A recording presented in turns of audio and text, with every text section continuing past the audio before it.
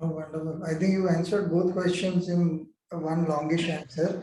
I love the answer because that's the reason why I wanted to talk to you, because whenever I read any of your posts, I may or may not respond always. But the feeling that there has been thought, there has been a lot of concern about using words for what they mean. And as a writer, they appeal to me, as a reader, they appeal to me.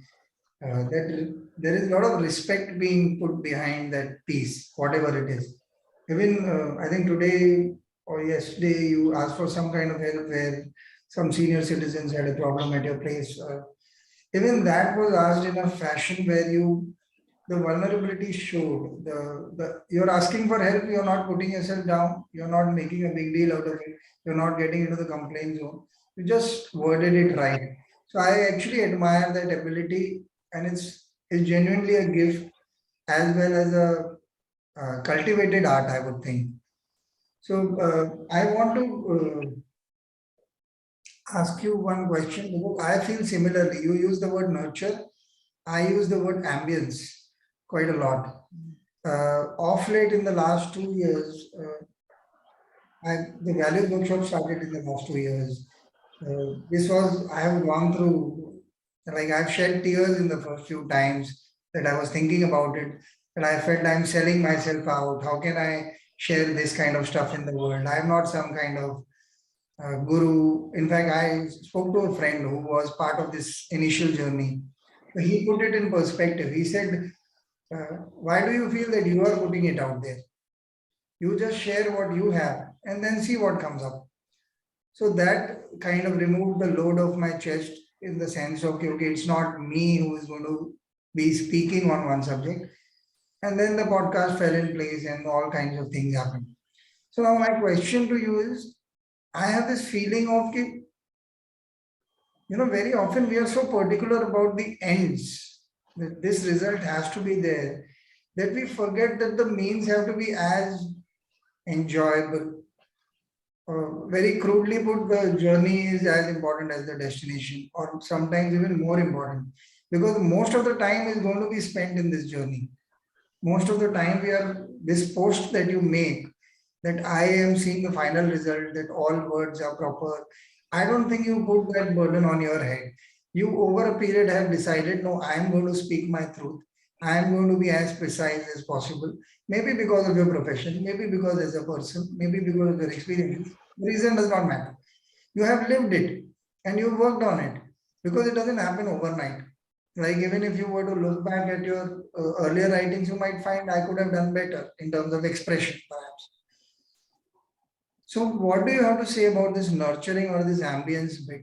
How does it help? What does one really do to create this thing for people who don't have such a habit, or who don't understand this concept itself? Because we live in a world where everything is available at a click. So we Hmm. presume that we ourselves are also some kind of machines, and we click ourselves to be happy, click ourselves to get out of boredom, click ourselves to get out of this. It doesn't happen. Like, if you say some answer here which I do not have another question for, the first thing I feel is, oh, what am I going to ask next? But am I comfortable with it? Am I just, okay, let me see what comes up? Anyway, it's supposed to be an impromptu kind of chat. So why do I have to take that burden? That ease has to be lived with. You cannot. So that ambience has to be created internally. What can I do outside? I can fix the lighting, I can fix the internet, Wi-Fi, whatever. I cannot fix this unless I practice it. So what do you do for creating this nurturing and this ambience? When the guy who's throwing tantrums, that plant of yours, what is it that Nisha really does with herself? You can't do anything to the plant. It's decided it's not going to grow or whatever. So what are you doing to yourself? So first of all, I have to tell you that I love the thought of what you said, that we are just the channels, right? Yeah. We are just the channels for what is flowing through us. And Yeah. in Reiki, we say that energy flows through us, Yeah. right? Which is healing energy.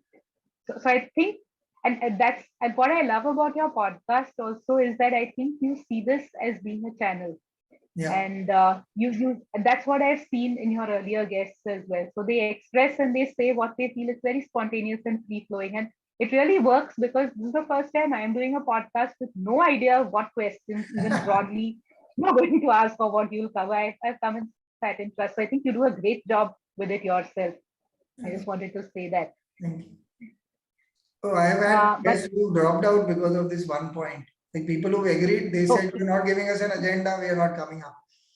And I said that there is no other condition for this podcast, but to be a guest, you cannot be given a plan because I don't know the plan. And I've had podcasts where I have planned secretly. This is earlier, obviously. So I planned once, and after the podcast, I realized I did not ask even a single question according to plan. The entire podcast was done. So it is that spontaneous. So thank you for that. I hope any guest who's willing after this also does know this one crucial fact. Because if it is planned, I cannot ask you provocative questions then. Because then you will get offended and then the vibe of the podcast will no longer be authentic. I will also censor myself. You will, I don't even edit it. A lot of people have told me that the podcasts are not great in terms of technical this. I understand, but the moment I get into that mindset, I am so tense that I just do not figure out how to get Nisha out of Nisha. So to get back to the question, how do you manage to create that nurturing part when the things are not going your way? So, again, I'll have a roundabout answer for this because the truth is that I'm still human. When things don't go my way, I still react badly. So maybe badly now doesn't mean frustration spilling out onto others or attacking a client. I've learned over time that these are not the expressions. So I will keep it within myself, but I can still boil inside feeling bad about things, right? Yeah, And the truth is that this does happen to me.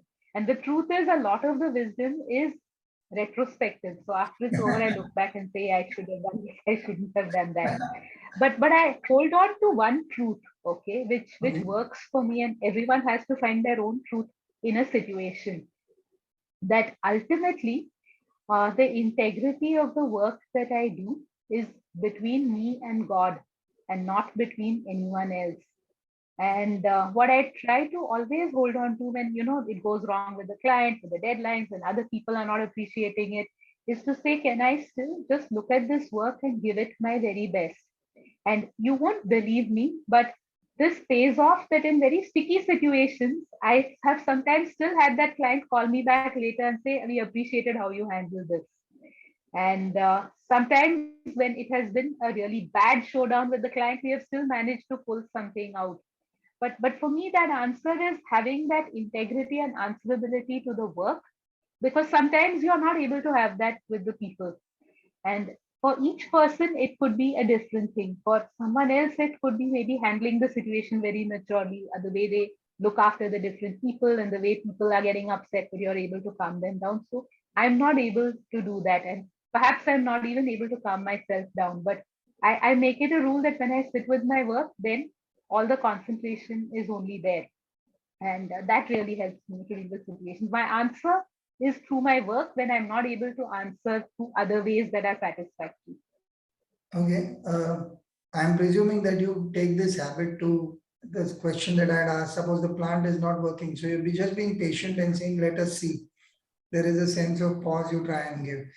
I want to just go a little deeper in a more a subtle question here is the sense of not being able to deliver in some manner, in spite of the work being so sacrosanct to you and very sacred way that you approach it. But sometimes we are unable to deliver what we had promised for various reasons. And how does how do you make peace with the humility that it forcibly brings upon us?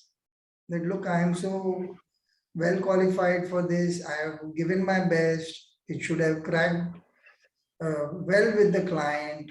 Everything is exactly how it should be. But the client or the situation doesn't fall in place the way I had envisaged. So, how do you make peace with that humility, or what happens really then? I can so relate to this question. And what happens as a corollary to this is that the client may sometimes seize on something else which you may think is not as good as the original idea, or something that is very simple, and say, oh, but this works perfectly. And then you're left thinking, did I overthink this? Was something so simple as this required? And sometimes you wonder whether the other idea that was accepted instead of yours, was it like you start questioning, maybe that's a bad idea, right? Hmm. Uh, so I work with two or three things when it comes to this. Okay. First of all, I think we have to all accept that there is fundamental insecurity in everyone, and it just manifests in different ways. Some people are very brash and overconfident, but is there underlying insecurity? Of course, there is. Some people, and I fall in that category, are naturally more diffident, ready to listen, take feedback, and see, okay, maybe I'm wrong, and maybe that shows out there that you are a little diffident, you're ready to listen to others. Both types of people exist. So when something does not work out, it's usually your insecurity that is magnifying this has not worked out. Yeah, and Hmm. the fact is that we are not in a profession where our decision has cost people their lives or cost them their fortune or their health or anything. Thankfully, we are not in that. So most of us, there are some people who are, but a lot of us are not. We are not doctors, we are not lawyers, we are not, aeronautical engineers. So we are those type of people. So first, I think we have to accept that this is magnified by insecurity into something much bigger than what it is. And what it boils down to, at least in a democracy, is that there will be people's voices that will prevail, and other people's thinking may actually be better than yours. Yeah. And this is something I come across unfailingly. At 46, it's sometimes a very bitter pill to swallow when someone who's 30 is thinking better than me. But it's entirely possible that someone who's 30 or any other age for that matter could think better than me. And I think then the shift becomes from saying, I created this, to saying that I can facilitate this to be created. So I listen a lot more to people. I put together things that people say and I see, can I build on this? Can I actually do this? And this is something you have to start doing before the coins drop, right? Before you get to the point where people are saying, oh, this didn't work out, you didn't do a good job. So I try to build that foundation more with people's thoughts as part of it, including people as part of it. And when that happens, I think you don't reach that stage where you stand feeling accountable for everything, because then it's like, okay, we did this together. How can we fix this? So that's really the shift that has happened for me, listening and taking people along with me. This is beautiful. I want to bring up an episode that is happening recently. In the last 1.5 years, me and a couple of friends have got together and we cook for over 100 people every weekend. Now we do it every weekend. Earlier it was every fortnight. And Mm. our idea was not to cook any dal chawal kind of thing. It was always going to be stuff that you would travel for. So for say, if you and I were meeting, we would not meet at a roadside dhaba. I would want you to take you out for lunch in a good place, something that you would like, I would like, but specifically the food being good. So we decided we were going to, we were sharing burgers and pav bhaji, and every fortnight was that, and every week now it is shawarma and the works. One of us knows Wow. reasonably well how to cook, although he's never cooked any of this. So in fact, when he starts, sun मैंने ये कभी किया नहीं, then I'm saying then we are in a good space. That means we will do okay, I guess. So there is no overconfidence ever, and week after week we've been doing biryani, pulao, you name it, we've done it. All kinds of nonsense. Pizza we did last time. Uh, we created a make-do oven kind of thing, which we just saw on the internet. So it kind of worked, and it's kind of crazy. But since it happens in my area, a lot of stuff I was doing was more about arranging for things. And some days I was getting very worked up that, everything, a lot of it is boiling down to the last moment in terms of arrangements, because I had to go up and down, up and down. Okay, ye nahi hai, ye khatam ho gaya, let's do this. I wasn't irritated really, because this is something very close to my heart. I enjoy doing it. But I was a bit tired. I was feeling a little bit cheated. I wish I had planned a little better, or they had told me earlier, or stuff like that. But I actually landed up thinking what you just said. Listen, mother, even if you get all of this, you can't cook to save your life. So the guy who comes and helps the cooking. But chalo, both of us getting together also can't do this alone unless the other guy who comes, one guy comes from all the way from Igatpuri every week to help. So and he is the youngest of us, so the enthusiasm, the madness is fully there. My daughter is 13 and she joins in and she keeps playing songs and asking questions and talking about school and tests and teachers and frustration. So all of it is really together a mix. You cannot take one part out and say that it works without that. In terms of why I wanted to bring this example is because it takes it away from the work that you and I do, which is a little similar in a way, being connected to communication. As far as my own approach to communication is concerned, in the way that you spoke of, one of the things I have realized is the guy who has the money has the right to take the decision. I have made my peace with it. And I think because without his money, without his brand, without his backing what I am doing, there is anyway nothing that I am bringing to the table. Who cares? I am not really one of the biggies. Like if I were to write something, people are not going to roll over and say, "Kya likh diya yaar? Kya poet hai? Kya ye?" So I am very clear. Okay, I bring something to the table, but that person has a right to either say yes or no, because it is his brand at stake, his life at stake, his money at stake. I may want the best for him, but at times he has every right to choose. If I were to put a bad example, if he's buying one of the two shirts, he can buy the shirt that he looks lousy in, man.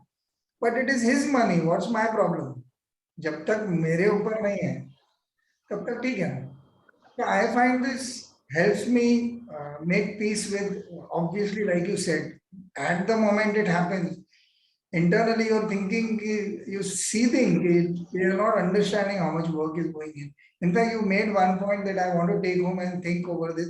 I have read about this, but it never struck me as it struck me today when you said it. We are not doctors or aeronautical engineers. No plane is going to crash because I wrote a bad line.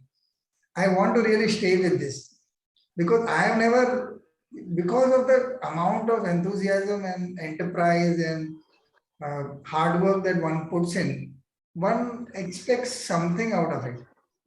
I think it's a wrong way to look at things. The perspective has to be again and again brought to 360 degree and saying, "Hey, wait, you are just one cog in the wheel. There are others who are also doing the same work, same investment, perhaps more. And they may be better or not is also not a question in my head, because that I have made with peace with in a very different manner. I have said, you're going to work on, say, 60 jobs a year, big ones. Small, there might be a lot, but say 60 jobs a year, of which you will get 2 or 3 jobs that are yours, that you can own and feel happy about.